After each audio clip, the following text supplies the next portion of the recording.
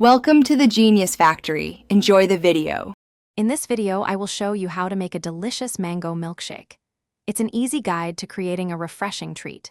First, gather your essential ingredients: 1 ripe mango, 1 cup of whole milk, and 2 tablespoons of sugar.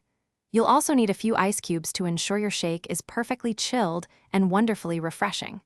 This simple combination forms the base of our delightful beverage, promising a sweet and creamy experience. Now that you have all your ingredients ready, it's time to blend them into a creamy masterpiece.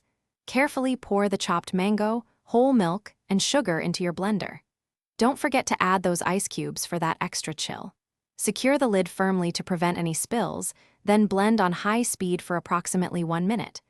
You're looking for a smooth, uniform consistency, ensuring every sip is pure bliss. Achieving the perfect consistency is key to a great mango milkshake.